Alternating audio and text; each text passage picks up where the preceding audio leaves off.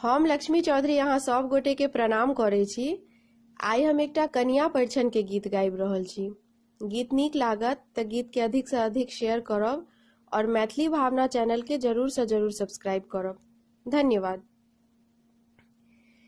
कनिया धीरे धीरे चलिया ना हो अंगना, कनिया धीरे धीरे चलिया ना हो अंगना, ना हो अंगना हे बाला अंगना,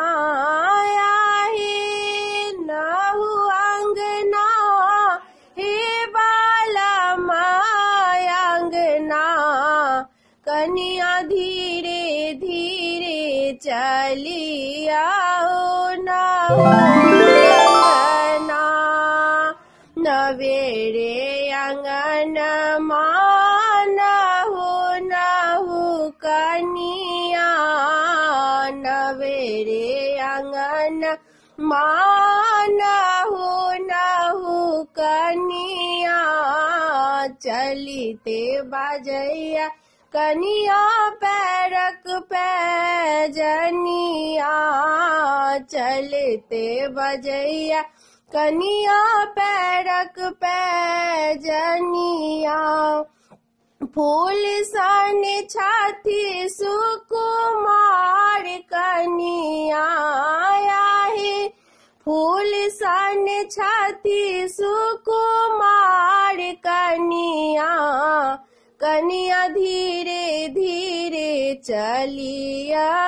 ना हो अंगना, कनिया धीरे धीरे चलिया ना हो अंगना, ना हो अंगना हे बालमा अंगना आहे, ना हो अंगना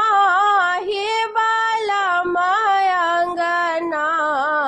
कनिया धीरे धीरे चलिया ना हो अंगना, चहुदिस आंगना फूलल कचनार,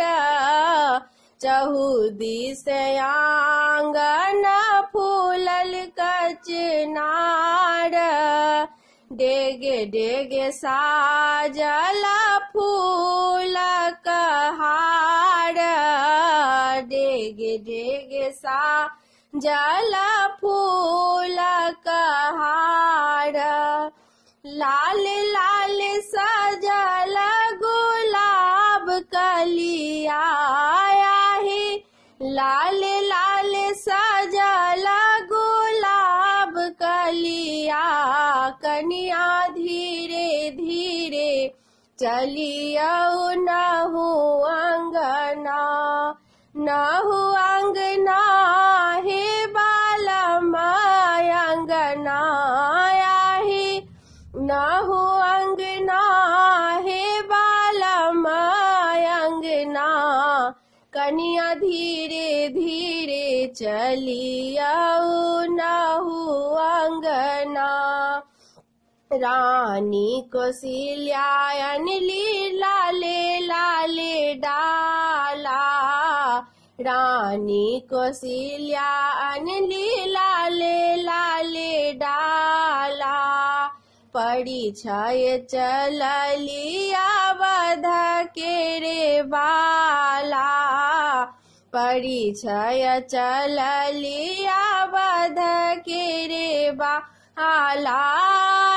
नदी पखाड़त यहाँ के पैर कनिया आहे, नदी पखाड़त यहाँ के पैर कनिया, कनिया धीरे धीरे चलिया ना हो अंगना, कनिया धीरे धीरे चली ना हो अंगना, ना हो अंगना हे बाला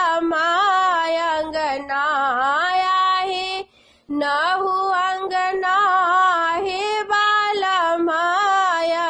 अंगना, कनिया धीरे धीरे चली आऊ नाहू अंगना,